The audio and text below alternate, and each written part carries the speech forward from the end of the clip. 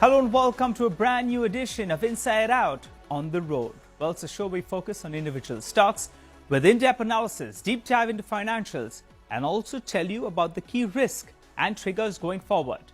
Well, let's not waste any time and get straight to our first stock today. My colleague Sonal traveled to Chennai to get chatting with the management of Go Colors, and she gets us this special deep dive.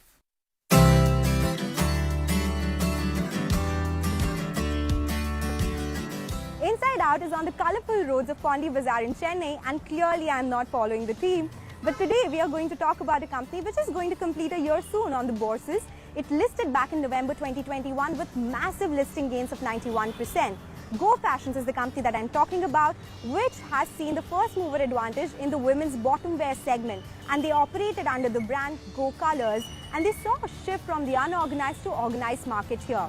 In terms of what they do via distribution, as any retailer would do, they have exclusive brand outlets and also large format stores with around 533 EBOs and around 1700 large format stores.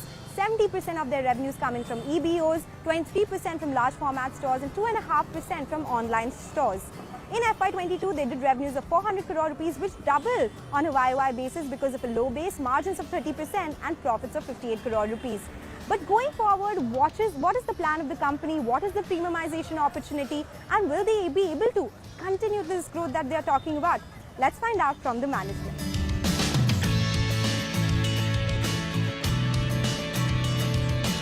So it's time to get in the management of Go Fashions. We are now joined by Mr. Gautam Saraogi, who is the CEO of the company, joining us on Inside Out today. And Gautam, thank you so much for joining us here. It is a pleasure to have you with us on Inside Out. And you know, as I was saying earlier, you've created a niche when it comes to women bottom wear market. It was an unorganized sector, you gave it the organized flavor. Now what next? How are you ensuring scalability and no saturation in the business that you're in? Yeah, so Sonal, see, we have a very small market share in a very large addressable market. We have a 8% market share in a 4,000 crore addressable market, which will become 11,000 crores by 2025. So the opportunity for growth is very large for us. See, today we are having about 533 stores. So we are going to keep adding 120 to 130 stores. We are going to have very strong same-store sales growth. So the opportunity for growth in this segment is very, very large. Okay. So when you talk about that 8% market share, 4,000 crore rupees of addressable market, is it just the women's bottom wear market that you're talking about, or is it the bottom wear market that you're talking about? No, the overall bottom wear market is about 13,000 crores, in which we operate in the branded space. Okay. So the branded space is 4,000 crores. So, but there's a very big shift from unbranded to branded. So the proportion of branded in the years to come will keep increasing. Okay. So by 2025, it will become 11,000 crores out of a 24,000 crore bottom wear market. Okay, understood.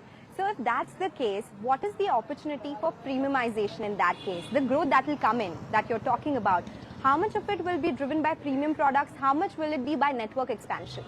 See, our idea is to grow at a CAGR of more than 20%.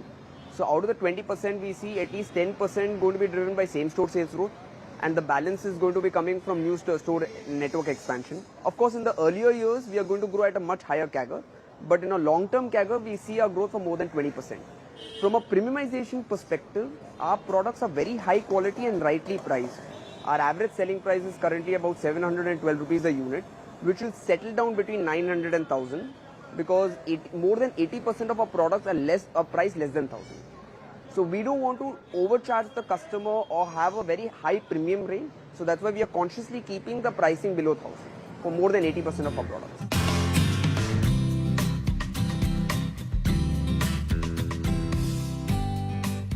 Now we are inside the fancy store that Go Fashions has, a very flagship store in the heart of Chennai. And so let's talk about stores only now, right? You said 533 exclusive brand outlets you have, around 1700 large stores. You said 100 to 120 store additions every year. Which one will it be? Will it be EBOs? Will it be LFSs? And if you can just explain, what is the cost of setting up an EBO? Is this more margin accretive for you? So the 120 to 130 stores we are planning to add are more on the EBO front. Those are exclusive brand outlets which are run by the company. They are usually, for setting up a store, is about 35 to 37 lakhs, including inventory. And we, because of our great economics, what we have at a store level, we are able to have a payback period of about 15 to 18 months. We are able to recover the investment what we put up for a store. Okay. So it's easier to put EBOs rather than LFS? No, LFS is also a very good channel for us, and we are going to selectively be growing our presence every year. But our focus is also going to be on EBO, which is going to be at 120 to 130 stores. Okay, so right now, majority of your revenues, they come in from, 8 top cities. What is the plan going forward here? Do you think if you cater to tier 2, tier 3 cities or tier 4 cities more, yes, revenue will grow, but growth will be slower because maybe volumes will be impacted. Then a person will not come very often to the store in a tier 3, tier 4 cities to buy your product? See, our experience between tier 3 and tier 1 have been very similar. Though tier 1, usually the average revenue of a store is much higher. If we grow our network and we start to open in tier 3 and tier 4, we really don't see the economics of our business changing too much. It does not change so much. It does not change too much, but even when we are probably tomorrow 1,000 plus stores in the future, the mix of the top 8 cities would be 60%, even then. Okay. So that ratio does not change. That ratio won't change. And in terms of pricing, you said priced around 1,000 rupees, 700 to 1,000 rupees, right? So it will go up to 1,000. Any chance of it going beyond that? Because if you're talking about strong same-store sales growth, will it largely be driven by volumes? What was it pre-COVID, and how is it right now? See, from a same-store sales growth perspective, we had double-digit same-store sales growth prior to COVID. And currently, we also have double-digit same-store sales growth. So we are backing our same-store sales growth to be on the basis of volume and not basically price increase or ASP. See, ASP will play a key role, but ASP will have its limitations because we are consciously trying to price our products less than 1,000. So the steady-state same-store sales growth will be driven by volume level. Okay, so more focus on volumes and less on realizations, so to say. ASPs will improve, but it will have its own limitations. Okay, so this is all on the demand side, the sales side. Let's talk about the supply side as well. You have outsourced your manufacturing to some vendors. Can you tell us whether that is something that you will continue to do? And also, are these like specified vendors? You have one vendor, number of vendors, and what is the contract like with them? Just wanting to understand in terms of business, is it a long-standing relationship there? See, our sourcing methodology is very simple. We buy our fabric from fabric mills and we give that fabric, ready-to-cut fabric, to job workers to convert that into a garment. And we have a very large base of outsourced vendors. So we feel outsourcing is the right way to go forward for a brand like us because we are growing at more than 20-30% every year. And when you're in a very high growth business in retail, a simplified outsourcing model is a model that suits us. Right. So And these vendors are not they're not exclusive to us. We work on a purchase order basis with them. So these are vendors we have worked for a very long time, but they're not exclusive vendors to the company. okay, but they ensure continuity for you. It's not like one day Yeah, some risk would be there because of that. There's no risk from that perspective. Okay, so yeah, that makes sense, Yeah, right? yeah. So going forward, in that case, since we are talking about how big the market opportunity is, and that brings the question, if you, then of course, other companies will also try to catch onto Sure. it, right? So competition continues to be a big risk. In that case, you must have strategized, okay, this is what the company will do to ensure that you maintain that leadership. Of course, you will be able to latch onto that market as well. But apart from that, what would your USP be in that case? What is Go Fashions doing? See, I think one of our key USPs is that our product development skills. I think, look, if you take our bottom wear range, there are many products which have been innovated and invented by us, which has done really well in the market. So I think what is really going to distinguish us over our future prospective competition is our product strength, our product development skills. See, we have a big design department of more than 10 people. And all these designers' main job is to just keep their minds on product innovation. So product innovation and back-end supply chain, which is because see, we are in a very large SKU business. So supply chain is one of our key expertise. So product development and supply chain are going to be the two strong pillars which is going to distinguish us from our maybe potential competition. Okay, so advertising is one way, right, to ensure that there is market visibility, market leadership stays. Ad spends have been around 2 to 2.5% for you for the longest time. This quarter we saw it jumping to 4.5%. Is this trend going to continue? Are you going to add on more to your ad expenses? No, so I think from our advertising expenditure, 4.5% is the highest. I don't think we are going to cross the 4.5 benchmark. Some years might be at 2, some years might be at 4. On an average, we would be between 3 and 4. This year we have spent around 4 to 4.5 because we have done some television advertising. But 4.5 is going to be the upper limit. Okay. And the reason our AMP spends are so low is because of our EBOs. You see, our EBOs are located in the best high streets and malls, and they act as a very high advertising medium for us. Okay. So for us, over and above our EBOs, for us, there's no real need for us to materially spend on advertisements. Okay. So is that one of the reasons why your average revenue per square feet of every EBO is maybe the highest in the industry? So can you scale it up from there? Where are you benefiting? One is that your ad spends are low. The other costs, are they on the lower side? And just if you can scale that 17,000 figure higher from here.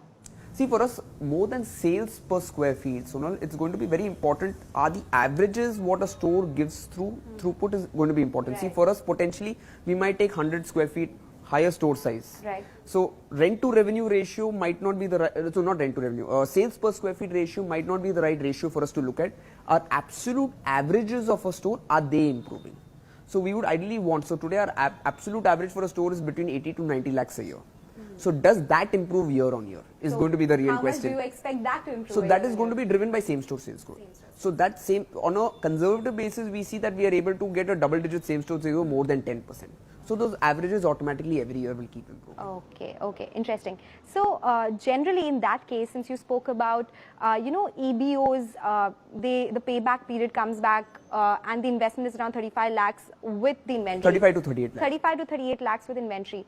Can you give us a sense of how the inventory cycle works here? What is the working capital in a business like yours and generally in the industry as well? And is there scope for improvement there? See, at a company level, we are having about 90 days of inventory. Optimum inventory, we would like to keep 90 days, but currently we are having about 100 days of inventory. Our working capital days are around 130 to 140 days. As far as EBO is concerned, specifically on an average for an EBO, we maintain about 45 to 50 days of inventory. Okay. So on a steady state level, on a company basis, we are looking to keep our inventory days at 90, not at 100. We want to optimize it by 10 days. And our steady state of working capital days at about 115 to 120 days on a steady state basis. Ideally, we would want to be there. Okay. And all that store expansion plans that you're talking about, will it be largely in South? Have you decided which geography you're going to focus more, or is it going to be the way it is? No, see, for us, rather than zones, it's going to be depending on cluster-based expansion model. So for us, our fundamental of expansion has been that we go to the largest city in a particular zone, then we go to the second largest, then the third largest. So it's going to be a pan-India expansion model, but we are going to be focusing on top 8 cities, then tier 1, then tier 2, then tier 3. It's going to be a more cluster-based expansion model. Okay. So south, east, west, north are going to have equal preference. So equal preference for all the stores. Yeah. So in that case, expansion, how will it be funded? What do you think? You are adequately funded when it comes to store expansion? See, currently we just had our IPO, so we had a fresh issue element on it. So we have about 130 to 135 crores of cash in the balance sheet.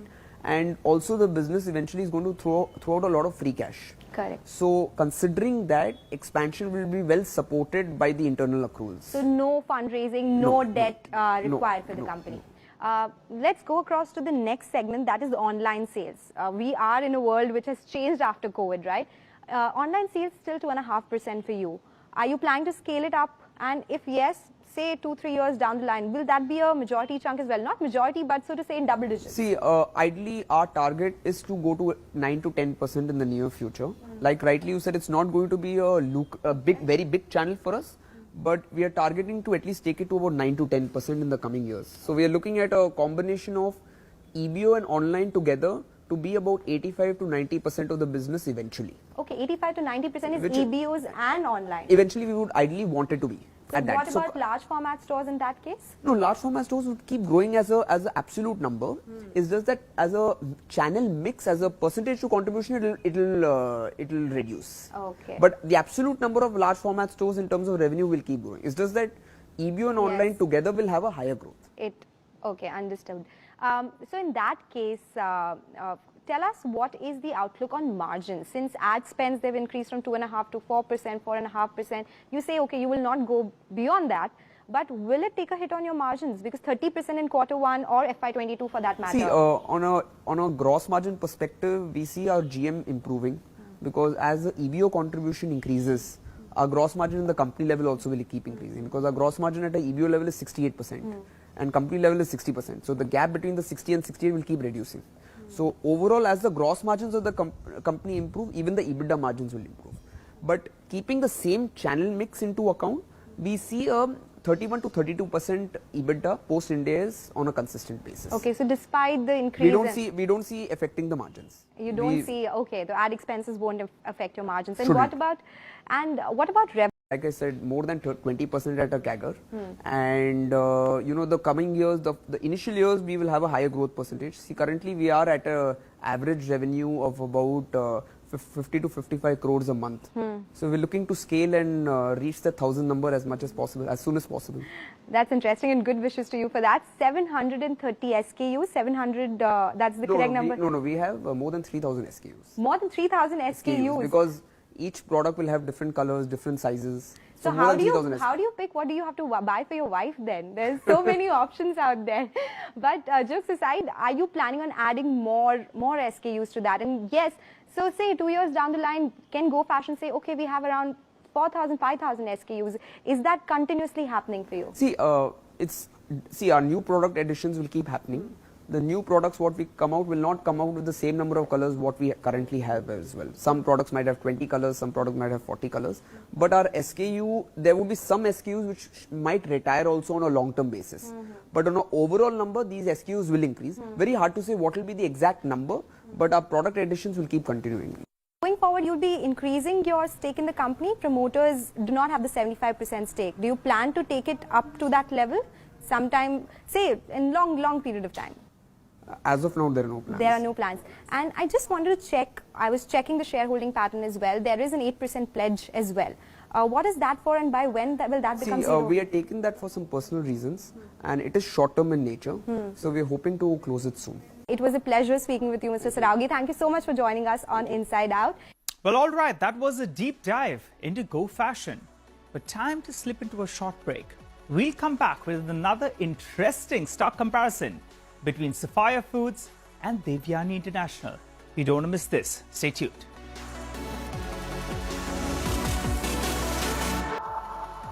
Welcome back to Inside Out. Well, the street has been debating about the big valuation gap between Sapphire and Devyani.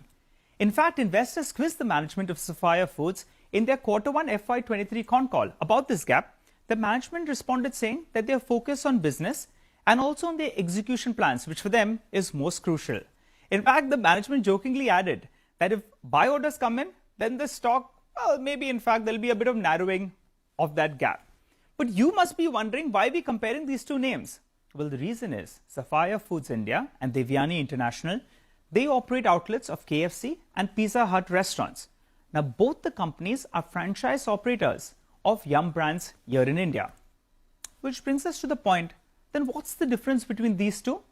Well, on the outlets front, Devyani operates more than 1,000, which is higher than Sapphire, which operates roughly around 620. Devyani is a more tightly held entity with the promoter holding at around 63%. They also have the faith of investors after they have created massive value for shareholders in Varun Beverages. Now, on the flip side, Sapphire is a PE owned and the shareholding is a little bit more fragmented with lower promoter holding. Sapphire Foods has been plagued by the exposure to Sri Lanka, as they had a fairly large exposure to Sri Lanka, which has come down drastically actually.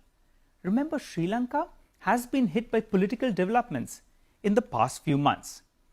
Devyani International, well, they opened their first Costa Coffee outlet in 2005, and they operate 55 Costa Coffee outlets here in India.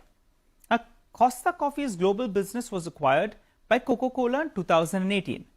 And so the street was worried about renewal of this particular contract, as Devyani's sister concern, Varun Beverages, was a bottler for Pepsi. But Coca-Cola entered into a revised development agreement with Devyani for Costa business in August 2021. That indicates the faith in the groups, but for the core India operations, which is bulk of the profitability, well, the gap is just around 210 basis points. Well, before we wind down, let's get the valuation chart up for you on the screen. So we need to see what happens next then. Will there be a narrowing of gap between these two? And if that happens, how does it happen? Sapphire moves to Devyani or Devyani reverses? Well, time will tell on that front. Well, we've completely run out of time on this edition of Inside Out. It's goodbye from Sonal and myself. But you do write to us and tell us about companies you want us to discuss and you want to hear about. We'll try to feature them on the show. Thanks so much for watching.